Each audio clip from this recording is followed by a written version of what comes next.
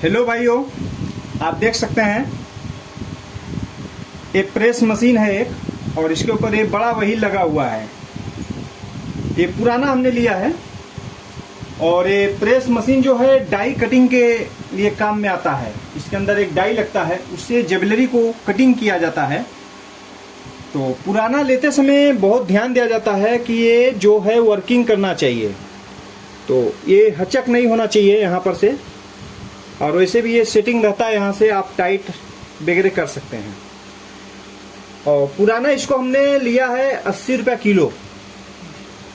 देख सकते हैं ये काम एकदम परफेक्ट कर रहा है, लेकिन ये हचक रहेगा अगर तो ये आपका डाई जो है फिटिंग नहीं आएगा सही, इसलिए इसको ध्यान दिया जाता है। ये हचक नहीं होना चाहिए, अगर थोड़ा लावा हचक है तो इसको सेंटर में कराया जाता है।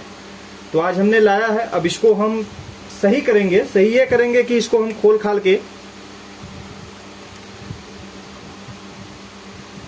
इसको एकदम दुरुस्त करेंगे और नया जैसा बनाएंगे। तो नया जैसा बनाने के लिए सर्वप्रथम बार आप देख सकते हैं ये सब नट वगैरह जो है खोला जाता है।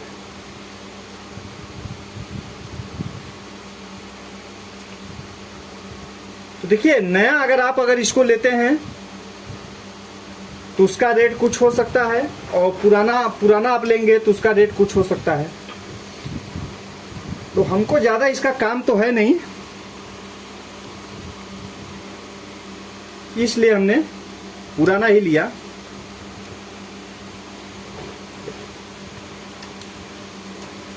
सब खुल जाएगा ये। तो अगर पुराना है तो सर्वप्रथम बार इसको जहां पर देखेंगे कमी बेसी हो उसको ठीक कराएंगे, और साथ में ग्रीस वगैरह तेल वगैरह देगा। देखिए, आप मशीन लेते समय हम ये जानकारी देना चाह रहे हैं कि मशीन लेते समय आप वहां पर एक खोल कर देख लीजिए, ये एकदम स्मूथ होना चाहिए, एकदम मतलब कि बीच से कहीं कटा फटा नहीं होना चाहिए, एकदम मस्त, क्योंकि इसी पर तो खेलेगा। एकदम स्मूथ होना चाहिए, देख सकते हैं आप, एकदम स्मूथ। और साथ में इसको भी मिलाइए, क्योंकि अगर एक कट गया है चलते चलते तब दिक्कत है, तब फिर लहवाना पड़ेगा बहुत ज्यादा।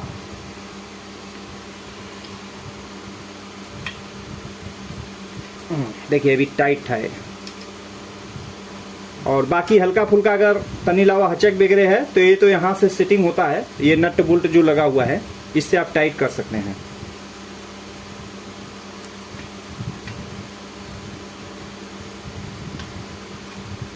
और ये हर मार्केट में मिल जाता है, जहाँ पर एक पुराने सामान मिलते हैं वहाँ पर लगभग सभी प्रकार के स्पेयर पार्ट मिल जाते हैं।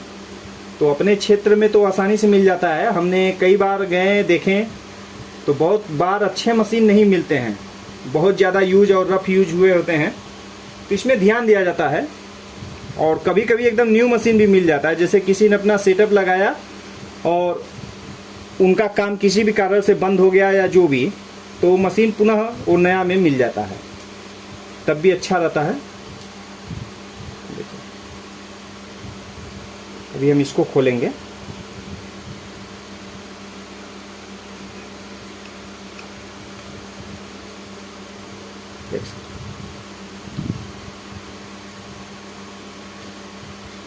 ये सब अभी नट बोल्ट जो है थोड़ा ढीला हो गया है। ढीला इसलिए हो गया कि यूज करते समय ही इसको टाइट किया जाता है, और ऐसे रखा हुआ है कबाड़ किया तो फिर जैसे मन वैसे पड़ा है।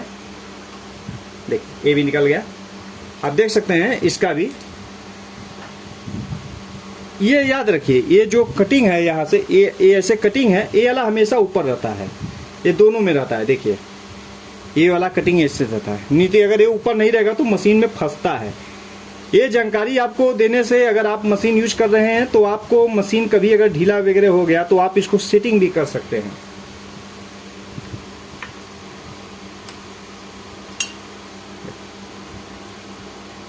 इसको धीरे धीरे धीरे धीरे सभी प्रकार से इसको नट बोल्ट खोल लेना है और इसको निकाल लेना है। देखिए अब इसको खोलने का मतलब है कि अब ये नीचे आएगा, क्योंकि ये इसी पर टिका हुआ है। और आपको हम दिखाएंगे कि इस मशीन को एकदम न्यू हमने कैसे बना दिया। साथ में जैसे बहुत छोटे कारीगर हैं, अगर वो चाह रहे हैं कि हमारा सस्ते में काम हो जाए, तो बहुत सारे मशीन जो है पुराने में मिलते हैं। हालांकि हम बेलर मशीन, रोलर मशीन की बात नहीं करेंगे, क्योंकि देखिए उसमें तार और पत्तल जो होता है खींचने के लिए परफेक्ट मशीन होना चाहिए।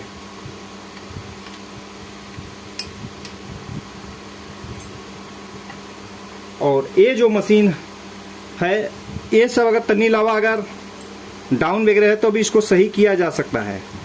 लेकिन जो बेलर मशीन है, अगर तन्नी सा डिसबैलेंस हो गया ना, तो फिर वो पत्तल आपका कभी भी अच्छा नहीं आएगा, एक लंगी आएगा, फट जाएगा।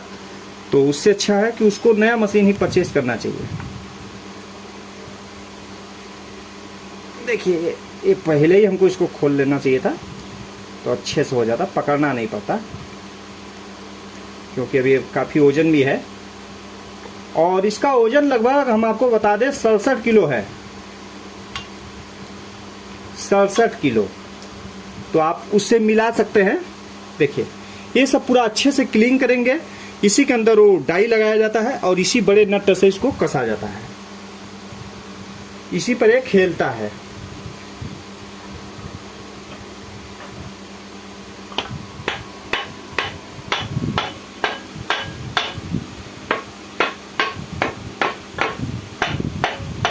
अब हम इसको निकाल दे रहे हैं। इसको निकालने के लिए आप नीचे से ठोकेंगे तो निकल जाएगा।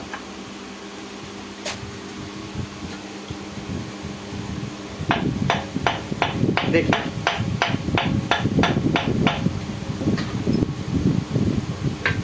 ये निकल गया। ये भी काफी वजनी है।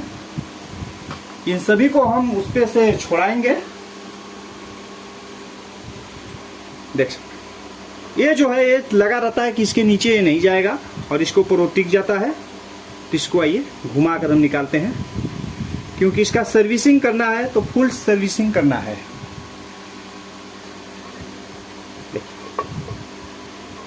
ये भी एकदम स्मूथ है और कहीं से कटा वटा नहीं है।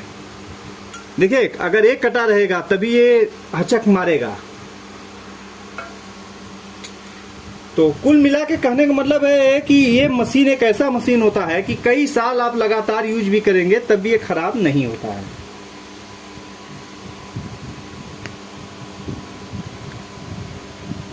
ये काफी वजनी है। अब इसको धीरे धीरे क्लीन करेंगे और इसको पानी से पहले धोएंगे कि इसके ऊपर जो डस्ट है, धूल मट्टी है, वो खत्म हो जाए। उसके बाद इसको ब्रश से और क्या कहा जाता है, बालू कागज वगैरह से रगड़ के इसको फिनिश करना है। तो मिलते हैं फिर अगले बार। और ये पुराना मशीन से आप बहुत सारे काम कर सकते हैं।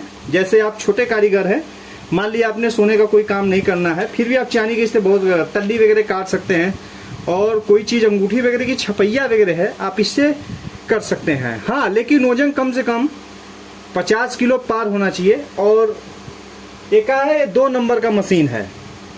तो 2 नंबर का मशीन 3 नंबर का मशीन में क्या अंतर होता है, इसका जो बॉडी वगैरह है हैवी होता चला जाता है। यानी प्रेशर जो है बहुत ही झटके से और स्पीड में देता है, जिससे कि उसको मान लीजिए अगर किसी डाई को अगर सेटिंग करने में उसको प्रेस करने के लिए अगर आपको 60 किलो का दबाव चाहिए तो आप 50 किलो का लगाएंगे तो काम नहीं करेगा। उसी प्रकार से होता है।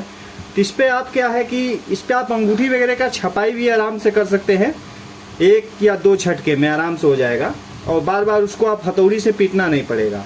तो काम आपका आसानी से और जल्दी हो जाएगा। तो इसको हम पुनः सही करेंगे नट बोल्ट वगैरह, और जो इसमें से मिस हो गए हैं या खराब हो गए हैं उनको हम नया रिप्लेस करेंगे। साथ में जो डस्ट वगैरह लगे हुए हैं इनको भी हम सही करेंगे। ये डाई पीस होता है, ये घिसता नहीं है जल्दी, क्योंकि इसके ऊपर जो हार्डनर होता है बहुत तगड़ा होता है। और साथ में ये भी डाई पीस है, ये सब डाई पीस है और ये भी डाई पीस है, ये नहीं घिसता है। और डाई पीस में आपका ए भी है। ये सब कच्चे लोहे के नहीं होते हैं।